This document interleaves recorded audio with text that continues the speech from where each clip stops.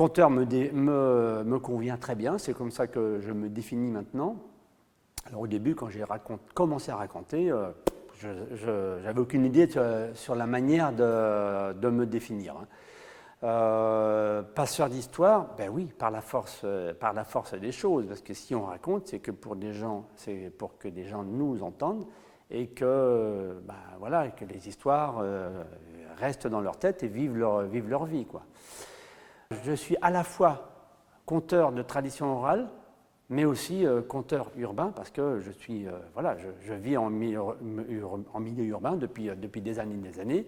Je connais la campagne, bien sûr, mais je n'ai jamais mené un cheval ni mené un tracteur. Et je ne suis pas du tout... je serais bien en peine de m'occuper d'une ferme. Alors, je suis issu de la tradition rurale, j'ose le dire maintenant, parce que moi, je suis venu au conte par mon père. Quand j'étais gamin, quand j'étais garçaille, en fait, mon père a commencé à nous raconter des mots, des expressions, des proverbes, des dictons, tout ce qui avait trait à la vie de la campagne quand il était jeune. Et en fait, il a fait ce qu'on appellerait aujourd'hui de l'autocollecte. Il avait vraiment envie de transmettre toutes ces choses-là à qui avait envie de le prendre, en l'occurrence ses enfants. Il a commencé à nous raconter des histoires. Alors, moi je pensais que c'était des histoires qu'il créait, mais non, très rapidement, il nous disait, c'est des histoires que j'ai entendu dire à mes anciens, comme il aimait bien dire. Je me suis mis aussi à un moment donné à créer mes propres histoires. Alors, qu'on va rapprocher de que je rapproche de ce qu'on appelle des petits récits de vie. Sauf que la différence par rapport à d'autres conteurs, moi je le fais en galop. Alors, pourquoi je raconte en galop? D'abord parce que mon père nous racontait ces histoires-là en galop. On ne disait pas galop à l'époque, on ne disait pas toi. Assez vite, je me suis rendu compte que ça passait bien et j'ai découvert toutes les subtilités de la musique du galop par rapport au français. Je ne dis pas qu'il n'y a pas de musique dans le français, hein, mais quand je raconte en galop, ce n'est pas du tout pareil qu'en français, quoi. Et il est arrivé parfois que des gens me disent « Écoutez, je ne comprends pas bien, je n'ai pas bien compris ce que vous avez raconté, parce que je ne suis pas du coin, mais j'ai aimé la musique de vos mots. » On embarque les gens dans autre chose. On les fait voyager pendant quelques minutes, pendant 1 heure. Ils sont dans un autre monde, qui n'est pas si éloigné que ça d'une autre, mais un autre monde, un monde avec des images. Mais on n'est pas toujours obligé d'être hyper descriptif pour raconter une histoire. Très souvent, dans les histoires, il y a plein de personnages qui n'ont pas de nom. C'est un petit gars, c'est une petite fille. Et moi, j'ai repris ça, évidemment, dans ma façon de raconter. Je pense à une personne que j'ai collectée avec Hugo, d'ailleurs, qui s'appelait Thérèse Delage et qui était originaire de Saint-Aubin-des-Châteaux et qui nous a donné quelques belles, du beau matériel. Et en fait, il y a 2 de ces histoires que j'aime beaucoup raconter.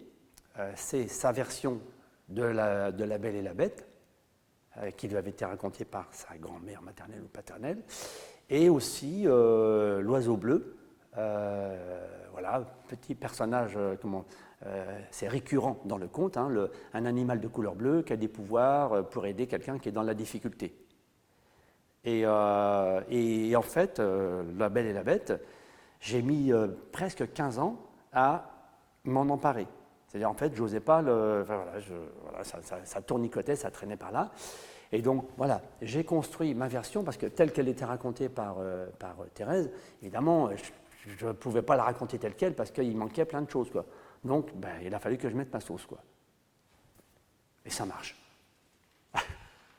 Le conte et les histoires n'existent plus, bien sûr, sous la forme traditionnelle, mais moi, je pense que ça continue à vivre sous des formes plutôt différentes, voire cachées. Et les thèmes de contes, on les retrouve tout simplement dans le fantastique aujourd'hui, dans l'heroic fantasy, dans la science-fiction, dans Donc,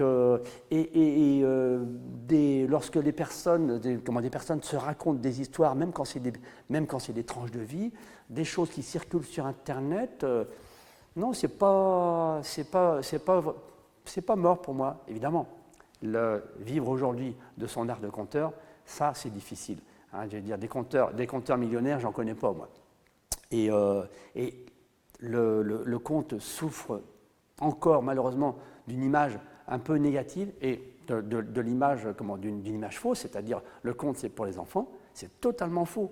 Enfin, autrefois, il n'y avait pas de différence. Enfin, je veux dire, on envoyait les enfants se coucher à un moment donné, parce qu'il n'y avait pas besoin d'entendre ce qui allait être dit, mais dans d'autres pays, dans d'autres traditions, tout le monde écoutait les histoires et les enfants saisissaient ce qu'ils pouvaient saisir.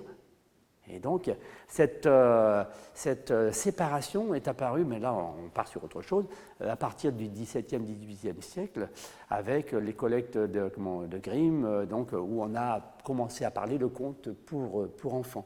Mais si vous lisez attentivement les contes de Grimm, les collectes de Grimm ou les Perrault, vous allez voir que les belles-mères finissent quand même dans les fours. Hein. Ben voilà. Donc en fait, il faut raconter aux enfants. Il ne faut pas les prendre pour des truffes. Ils sont parfaitement capables d'entendre des histoires avec des contenus difficiles, des histoires où on parle de la mort, de violence, et ils sont parfaitement capables de... Et en plus de non seulement ça, mais c'est...